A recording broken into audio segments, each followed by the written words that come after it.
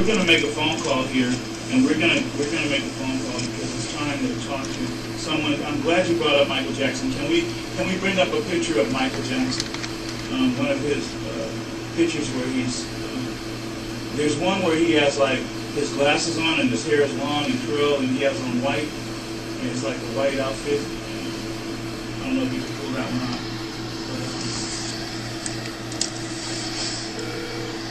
Let's see if we can get Brian Oxman on the phone live, the 20-year attorney for the Jacksons.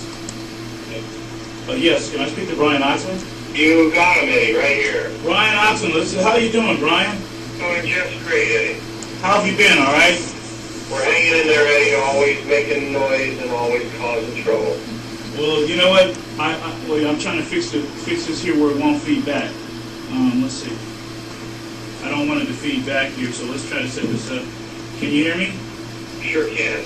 Can the people out there hear him okay? Okay. Brian, first of all, welcome to the show. Our intern on the show is Jasmine. Say hi to Brian Oxman. Hi, Brian. Hi there, Jasmine. It's great to talk to you. And here. She's in college, and she's going to go to UCLA, and I'm really proud of her.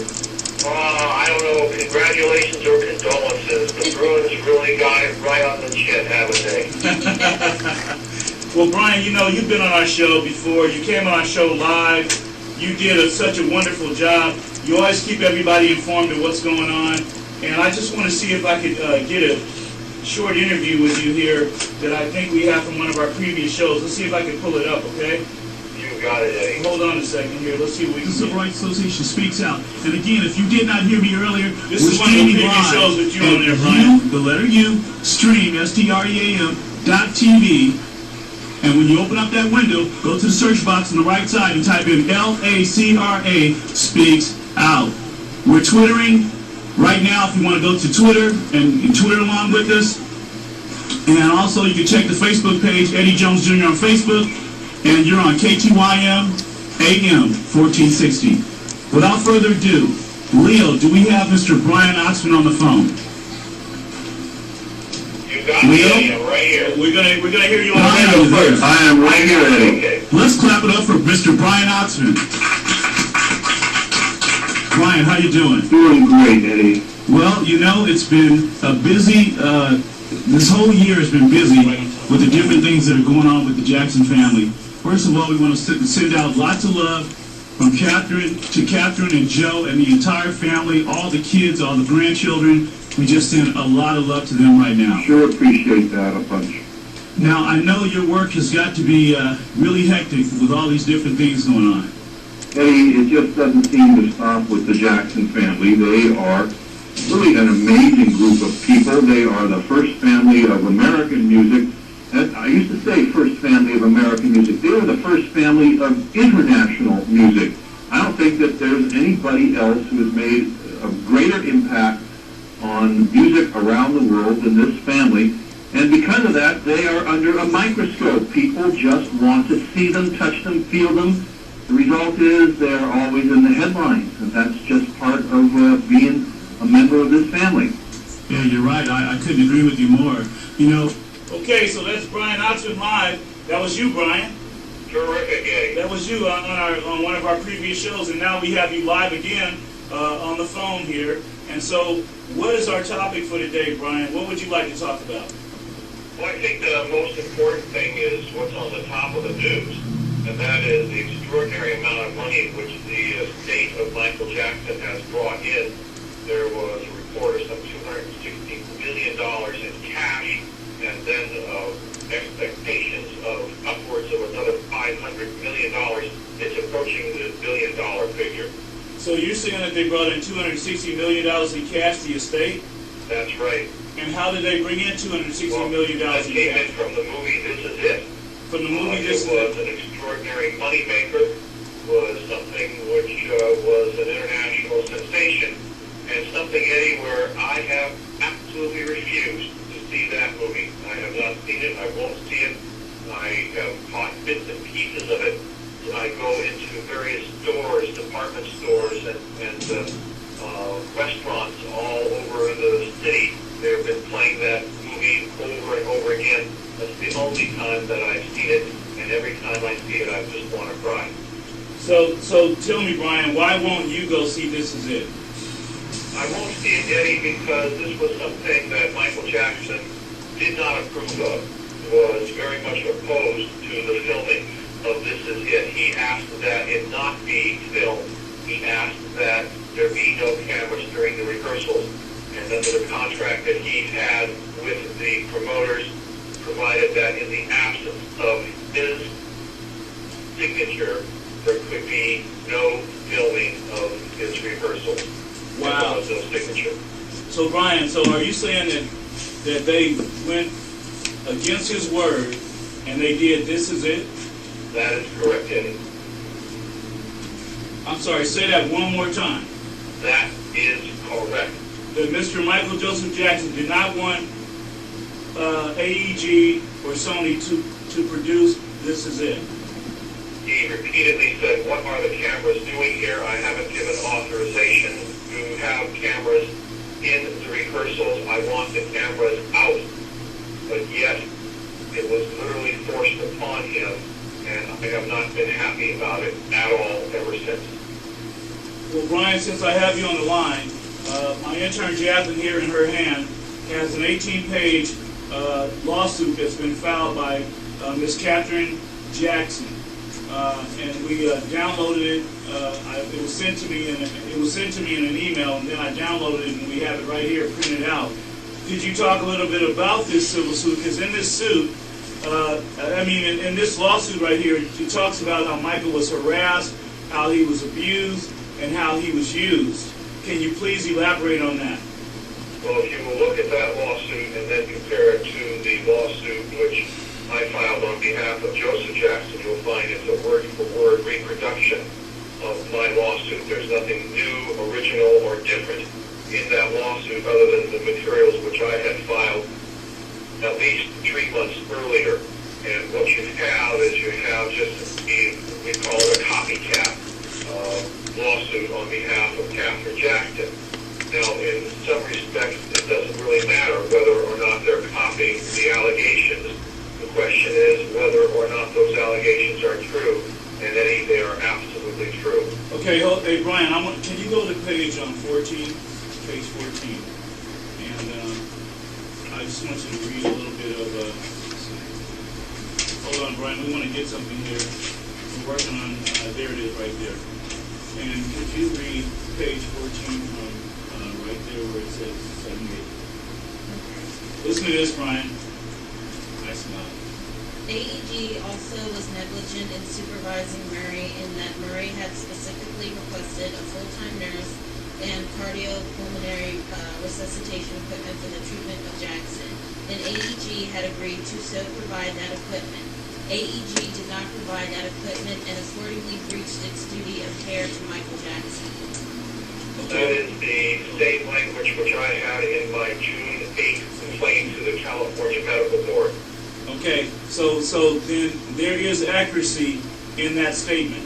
That's absolutely correct. That is identical to the complaint I filed with the California Medical Board. Okay, so you filed a civil lawsuit, and what date did you file your lawsuit? That went back to June 8th of 2010, so here we are in September. Many months ago, these allegations are the very same which I made many months ago, and they've simply been copied back in school. If we recall the copycat, that was really a terrible insult. But here, I think that imitation is the greatest form of flattery. Yes, I couldn't agree with you more. I just want you to listen to, we're on page 10 of the lawsuit. I just want to share, we're going to go to line 55. Could you go to line 55 and start right there? Okay. Additionally, AEG took actions pertaining to the physical well-being of Michael Jackson. AEG made verbal demands directly to Jackson about how he should be behaving and dealing with his medical condition, under the threat that they would cancel the tour, take away his support, and recoup the cost from him. By undertaking these and other actions, AEG created and thereby assumed the legal duty to act responsibly, or reasonably. Okay, so Brian, what do you think about that? What happened is that on June 18th of 2009, there was a meeting at Michael Jackson's home. I call this the Riot Act meeting. Now what? That Catherine Jackson's lawsuit, she has copied the very same labels and language which I filed on behalf of Mr. Jackson some 4 months ago. And what happened at that meeting is that Michael Jackson was told by the concert promoters that unless he stopped seeing Dr. Arnold Klein and started taking exclusive treatments from Conrad Murray, the show would be terminated. The phrase which was used is that they were going to pull the plug. They told Michael Jackson that everything in his house belonged to the concert promoters. They told Michael Jackson that unless he did exactly as the concert promoters demanded, that the show would be terminated. Michael was extremely upset, horribly upset. As a result of that meeting, we have the filming of Michael Jackson on the 23rd and 24th of June. Now, what is so upsetting about the filming and the making of this $260 million is that this was done at the threat of cancellation of the concert series unless Michael Jackson kept quiet and made no complaint. Okay, excuse me, Brian. It was under the threat of what happened here. Okay, Brian, excuse me. I just want to make sure that everybody heard you correctly. Michael Jackson was threatened. Now, could you say that all one more time, He please? was told that there would be a cancellation of the concert series unless he accepted the terms and conditions of receiving treatments from Conrad Murray. Wow. Okay, I just want to share something here, Brian. We're on page 5. We're on page 5 of the lawsuit. We're going to start at line 22. Just listen to this. Tell me what's going on. Okay. The success of the tour depended on the efforts of both AEG and Jackson, and both promised to attempt to try to maximize revenues generated by the tour. In essence, AEG put up the funds and production experience, and Jackson provided the talent and the fame to make the venture a success. Can you go on to the next one? By virtue of the AEG-Jackson agreement, AEG came to control much of Jackson's life. The home Jackson lived in was provided by AEG. His finances were dependent on AEG, and his assets stood security if he failed to perform. Okay, Brian, you just said that in so many words, didn't you? That's essentially correct, Eddie. The details are in the fact that he was told on June 18th that unless he complied with each of the demands which were being put upon him by the promoters and the people involved in the concert series, that the show would be terminated.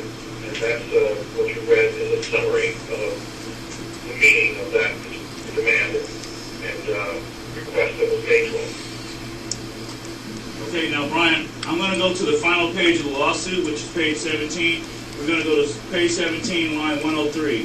I'm sorry, could you start at line 102? Okay, you ready? Got it, Eddie. Okay, go ahead. Murray was a licensed physician who owed a duty of care to his patient Michael Jackson. Murray was reckless and negligent in undertaking his diagnosis, evaluation, and treatment of Michael Jackson in May and June of 2009. For example, Murray used propofol as an agent to treat Michael Jackson's insomnia on an outpatient basis without proper resuscitation equipment or personnel, did not properly administer the drug, as well as numerous other drugs to Jackson, did not properly supervise Jackson, and did not properly act upon discovering Jackson had stopped breathing on June 25th, 2009. Indeed, by some accounts, Murray waited over an hour and a half to call 911 after discovering Jackson had stopped breathing. Additionally, upon arriving at UCLA emergency room, Murray did not give the attending physician an appropriate patient history. Okay, so that's the last page of the lawsuit.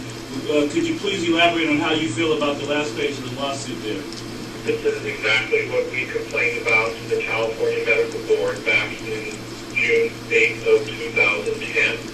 And what the complaint was there is that AEG promised to provide cardiopulmonary resuscitation equipment and a full-time nurse in order to monitor Conrad Murray's treatment to resuscitate Michael Jackson.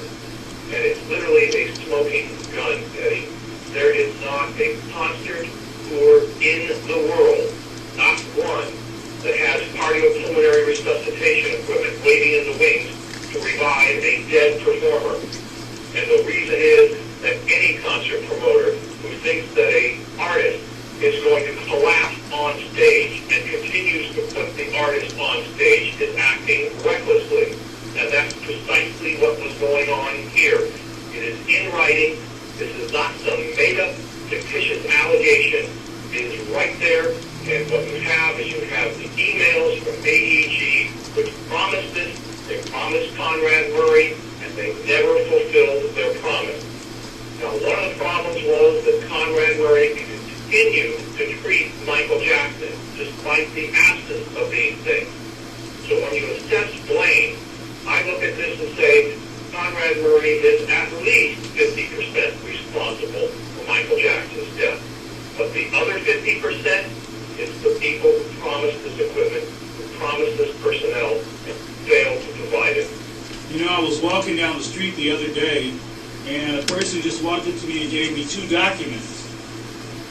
And I didn't read it. You know, like people give you literature on the street when you're walking, you don't read it right away. You just kind of fold it up and keep on walking. You know what I mean? So I stopped and I looked at it, and I just want to read to you what it says here. And it says, now I've been told to be careful how I use this word, so I'm not going to say it, but it's an organization. It says, this organization killed Michael and Tupac and Biggie and John Kennedy and his son, and et cetera, and anyone else who threatens to expose them. It says, Google who killed Michael Jackson and his plan to tell the world about it on his concert tour. They couldn't let that happen, so they hired Dr. Conrad Murray, who was heavily in debt. You know the rest. Listen to Michael's last song he sang before they killed him. Before they killed him, the song is They Don't Care About Us. Do your research. Other artists out there, and these are big artists, they say that Jay-Z knows who did it, Kanye West knows who did it, Jamie Foxx and everybody else, and others knows who did it. What do you think about that, this paper that I got from somebody walking down the street? I have heard the allegations of conspiracy that there are these people who were sitting in the back room planning to kill Michael Jackson, that they wanted him dead, that he was worth more dead than he was alive. I've heard all of these things. And to this I say the following, Eddie. When you look at the evidence, it leads a lot of people to reach this conclusion, but I'm not ready to reach that conclusion. The evidence all by itself is damning as to the gross negligence, the recklessness with which these people around Michael Jackson acted. As to some broader, greater conspiracy, I haven't seen the conclusive evidence of any of that yet. But just the ordinary person listening to this comes to that conclusion. When I talk to Latoya Jackson on the phone, and I tell her these facts, and I'm remembering back weeks and weeks when I first discovered it, and I would tell her there would be first this silence on the phone, and then there would be a sobbing, and she would cry, and then she would say to me, Brian, they killed him. And I would say to her, Latoya, this is not conclusive evidence. She says, I believe it. I go, I understand, but we go by the evidence, and what the evidence is showing is absolute gross recklessness on these people's part. So to the conspiracies, I say I don't have conclusive evidence at this point. Well, I couldn't agree with you more. I just wanted to share that because, you know, I just thought it was very odd. Here I am talking about it on my show every day, for every show for the last, year? A year now? Yes, it's been over a year. And I have... It's amazing that in that year we still don't know all the details of Michael Jackson's death. And we don't know what the LAPD, we don't have a report from the LAPD yet. We don't have a report from the investigators yet that's been really made to the public. I mean, of course, we saw the ambulance statement. That I have a copy of that, and then I have a copy of some other stuff, but we haven't gotten to the real meat of this whole thing yet. That's right. It has been more than a year and a quarter, and yet the evidence as to what happened, who came and went on the day of Michael Jackson's death, the day before his death, what was it that was